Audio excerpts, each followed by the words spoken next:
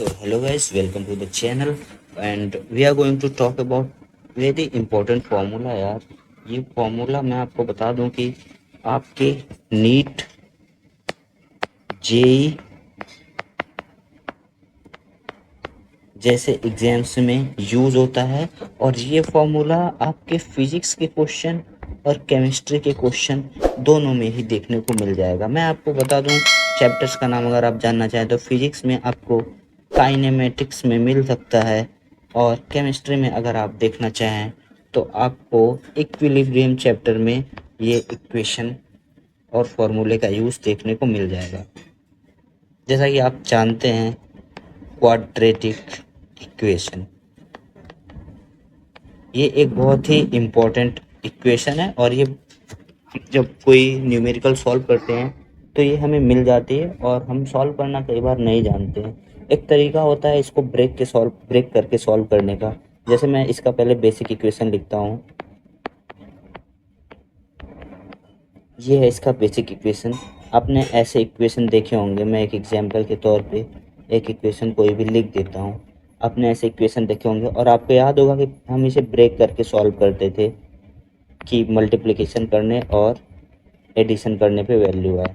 But वो break करने वाला जो भी तरीका है वो हमेशा काम नहीं आ पाता है, इसलिए हम यूज करते हैं एक बहुत इंपॉर्टेंट फार्मूले का जिसका नाम है श्रीधराचार्य।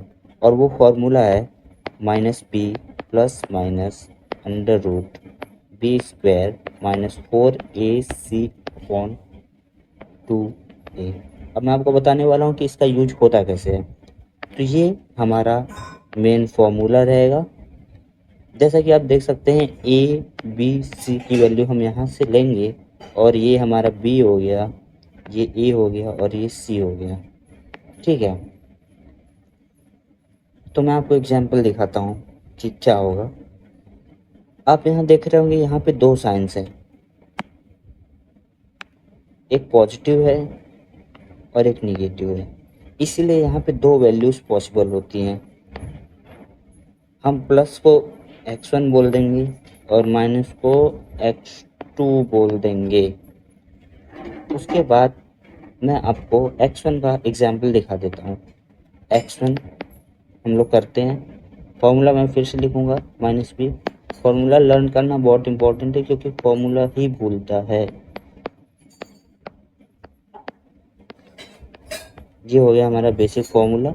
और अगर हम ऊपर जो हमने इक्वेशन लिखी है अगर हम उसे एज ए एग्जाम्पल यूज करना चाहे तो लेट्स डू इट। मैंने यहाँ पे इक्वेशन पेस्ट कर दी। ये हमारी ए की वैल्यू होगी, ये हमारी बी की वैल्यू होगी और ये हमारी सी की वैल्यू होगी। जैसा कि पहले फॉर्मूले में बी रखना है वो भी माइनस में।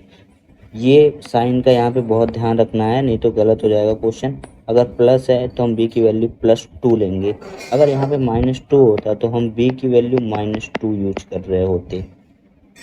ठीक है, तो हमारे फॉर्मूले में ही -b है तो -2 प्लस, क्योंकि हम x1 की वैल्यू लिख रहे हैं यहाँ पे इसलिए प्लस लिख रहे हैं। Now B square 2 square minus 4 into A की वैल्यू आप देखेंगे यहाँ पे 3 है तो हम 3 रखेंगे और सी की वैल्यू यहाँ पे 1 है तो हम 1 रखेंगे अपॉन 2 इंटू ए। ये ए है तो यहाँ से देखिए क्या है 3 है 3। अब इसे जैसे ही सॉल्व करेंगे हमारा x1 का वैल्यू मिल रहा होगा। अगर मैं इसे सॉल्व करना चाहूँ 4 माइनस 13/6 आगे सॉल्व करेंगे तो ये हमें मिलेगा और अंडर रूट हटेगा तो -2 -3 अपॉन 6 -5/6 वैल्यू आपको मिलेगी। ये तो मिल गई आपको x1 की वैल्यू। अगर यहीं आपको x2 की वैल्यू भी फाइंड करनी है क्योंकि दो पॉसिबल वैल्यूज इसमें हमें हमेशा ही मिलती हैं, तो हम x2 फाइंड करने जा रहे हैं। x2 के लिए क्या करना होगा, हम यहाँ से देख सकते हैं कि x2 में अगर हम यहाँ माइनस पुट कर दे प्लस की जगह पे, तो हमें x2 की वैल्यू मिल जाएगी। तो -2 माइनस अंडर रूट -9/6, यहाँ से सॉल्व कर रहे होंगे हम, तो -2 प्लस 3/6 और 1/6 वैल्यू मिलेगी x2। हमें अब x1 और x2 की दोनों वैल्यू मिल चुकी है। अब मैं आपको बताऊंगा कि इसमें कुछ और भी चीज़ें होती हैं, जैसे इनको रूट्स बोलते हैं। ये जो x1 और x2 की वैल्यू हमें मिली है, इसे बोलते हैं रूट्स ऑफ इक्वेशन। जो भी क्वाड्रेटिक इक्वेशन थी हमारी, ये इसके रूट्स हैं।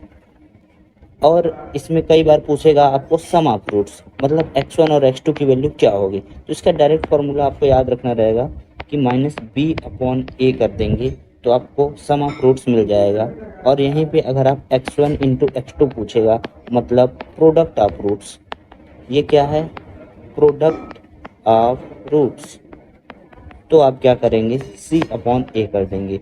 अब बहुत ईजी है, जो b की वैल्यू थी वहाँ पे पुट करिए, a की वैल्यू थी पुट करिए, तो आपको ये मिल जाएगा। ये क्या था, सम ऑफ रूट्स।